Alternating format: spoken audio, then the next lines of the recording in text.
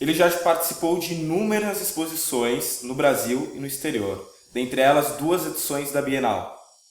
Suas obras estão entre as coleções mais importantes do país, como do MASP, da Pinacoteca do Estado de São Paulo e do MAM. Estamos aqui no ateliê de Dude Maia Rosa. É um prazer estar aqui. Opa, com certeza. Dude, antes do primeiro curso que você fez na FAP, né? Uhum. Como era a sua relação com a arte? Já existia alguma produção?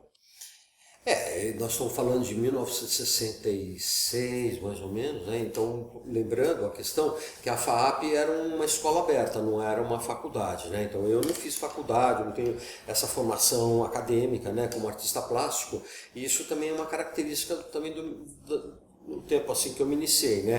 Eu contei assim, porque eu tinha um ambiente familiar, assim, bastante interessante, bastante rico, né? Minha mãe era uma pessoa muito aberta à cultura, gostava muito da arte, muito da literatura, e eu entendo que isso foi semeado, assim, né, na minha formação.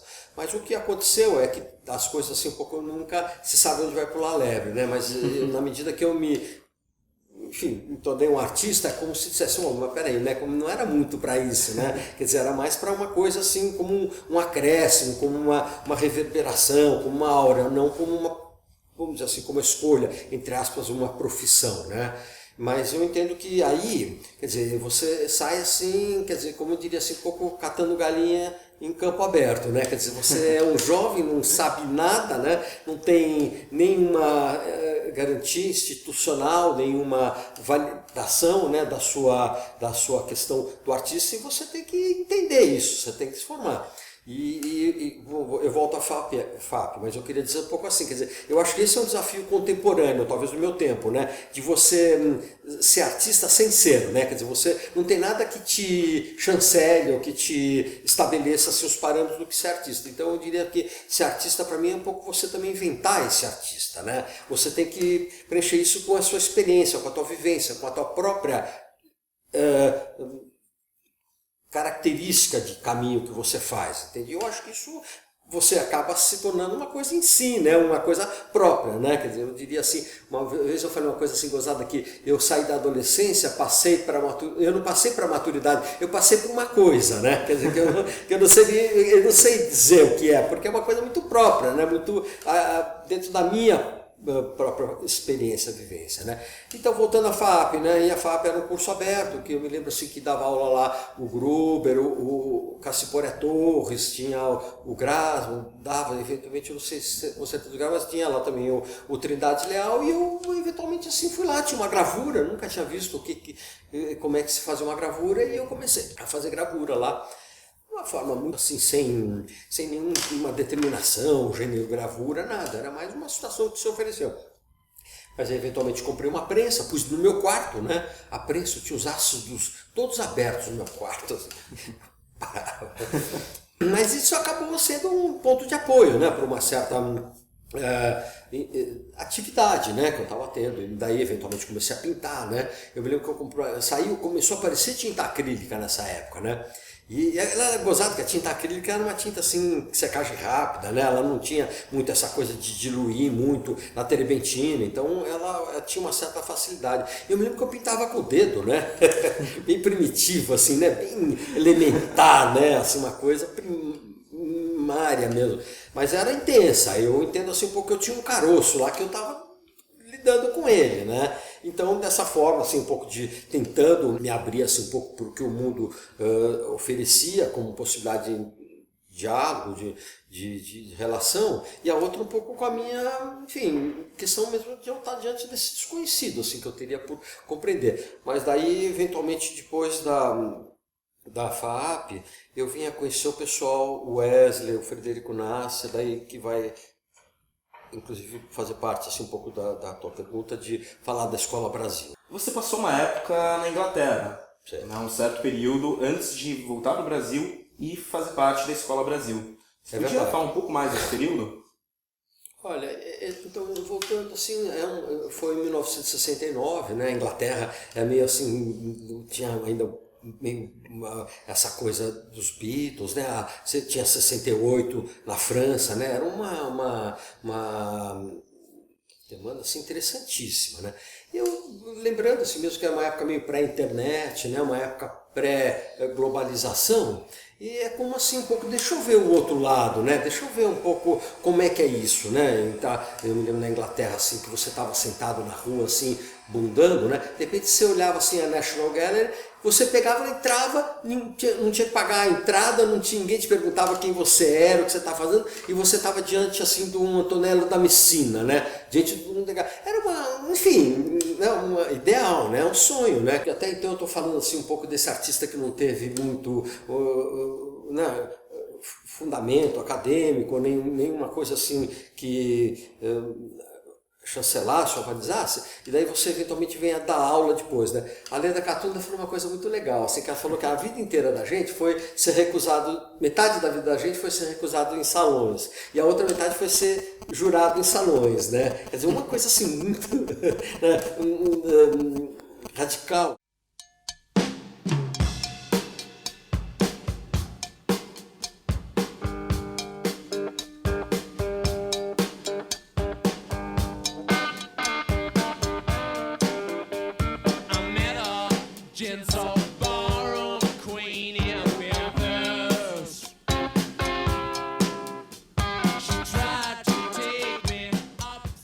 Que era um peso, né, muito grande, uma coisa muito complexa. Mas eu entendo que na medida que você vai articulando, quer dizer, você tira desse inconsciente pesado que você está carregando e põe isso na realidade, você é livre desse trabalho, compreende? Você já é diferenciado dele. Então eu acho que talvez, vamos dizer assim, resumindo, fazer o trabalho é um pouco me tornar livre desse próprio trabalho, me tornar liberto de toda essa questão que eu não conhecia até então, né?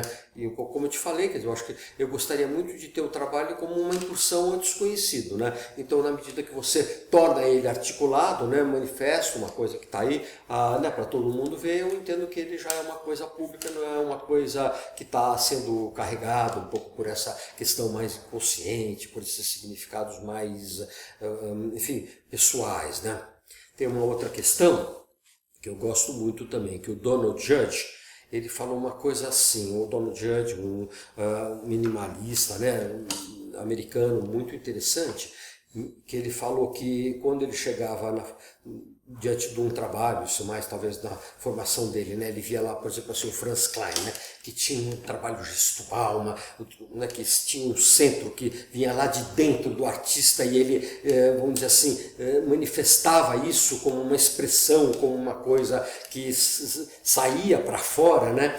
E ele ficava questionando assim, mas se ele colocou uma coisa que estava dentro dele para fora, essa origem do trabalho, vamos dizer, essa instância do trabalho que está dentro do artista, eu não tenho acesso a ela, quer dizer, você não tem acesso ao meu interno e você não tem. Então ele está dizendo que ele estava diante de uma premissa do trabalho que ele não conseguia estar de igual para igual. Então esse artista que tirava lá daquele inconsciente dele, né, e punha tudo lá para fora, com uma habilidade, com uma destreza, tal, aí depois ele assina o trabalho e vira essa monstruosidade, essa grandeza artística que todo mundo, né, paga um pau, adora, né, tudo isso. Ele dizia que não, que ele achava que isso me parecia assim uma coisa, um pouco de uma manipulação, de uma pagelança, que ele queria, vamos dizer assim, deslocar esta questão da seguinte forma, que era trazer das coisas que eram privadas para a discussão das coisas que eram públicas. Então ele diz assim, vamos discutir o tijolo, que é comum a todos nós, compreende?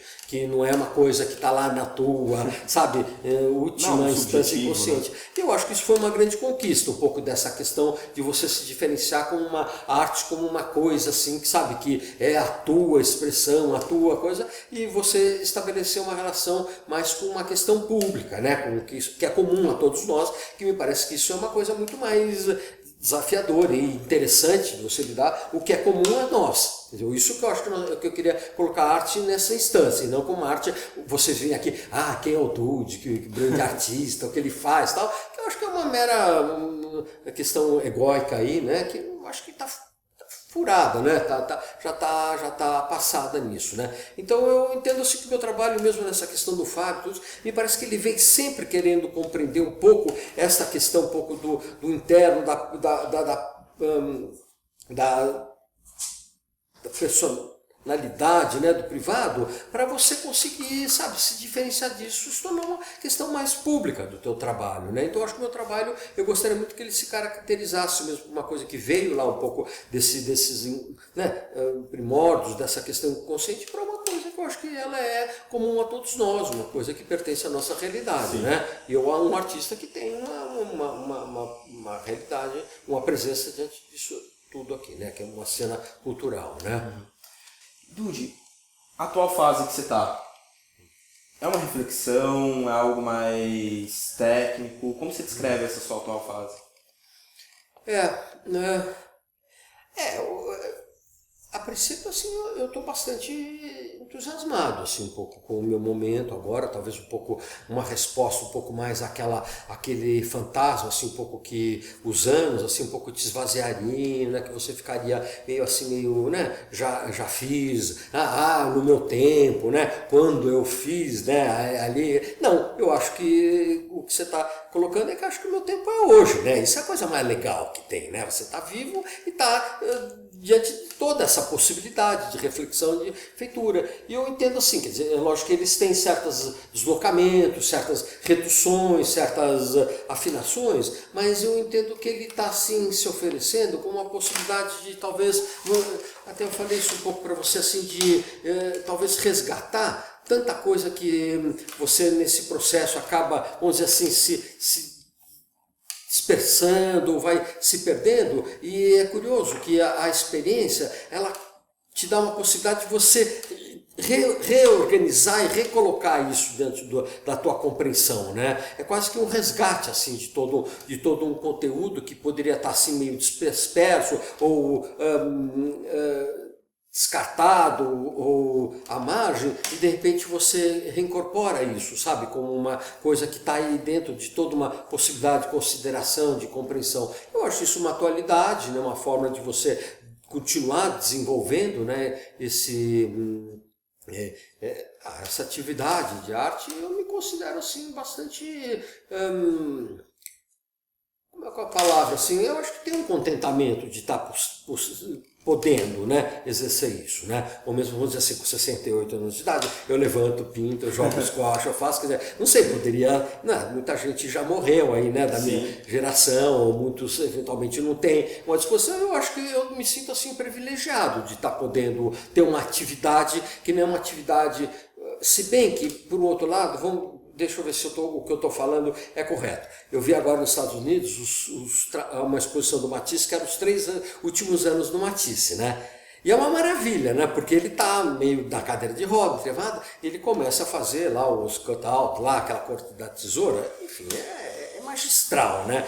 Mas o que ele me conta é um pouco assim, quer dizer, na última instância dele ele está ativo, ele está agindo, né? Eu acho que essa é uma lição de um grande mestre, que eu acho que o Matisse é um grande mestre da liberdade, da maravilha da arte, e que eu acho que ele está me contando assim, cara, vai trabalhar, vai ver, né? Vai nessa alegria, nesse conteúdo. Eu acho que pelo menos eu queria responder a esse apelo, vamos dizer, da arte, né? E não eventualmente assim, um pouco fazendo, no meu tempo, quando eu fiz, né? Quando eu estudo. Não, eu acho que, mesmo que talvez o trabalho, não sei, mesmo contando um pouco que nessa trajetória, não sei, muitas coisas também você não, tem muita limitação, né? Quer dizer, tem muita castração nessa questão, né? E você entendendo esses limites e, por um outro lado, também tomando eles como uma possibilidade, né? Tem muita coisa que eu não consegui realizar, ou que eu não fui, entende? Lá, eu não fui para Cássio, né? Não fui para Bienal de Veneza, mas isso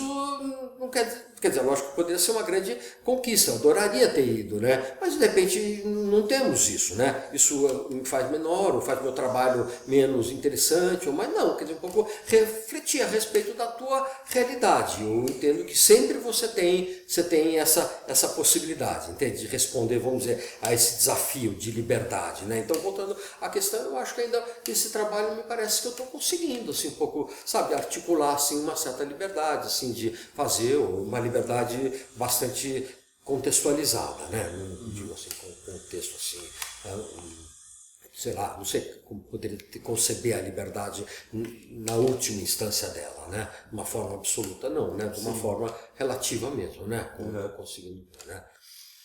Então, Dude, fala. Muito obrigado. Não sei. Foi um prazer vir até aqui. Eu- Que você continue com essa visão aí fantástica da arte que você tem. Legal. Produzindo Que bom. muito mais. Acha que eu me fiz entender assim? Claro. É?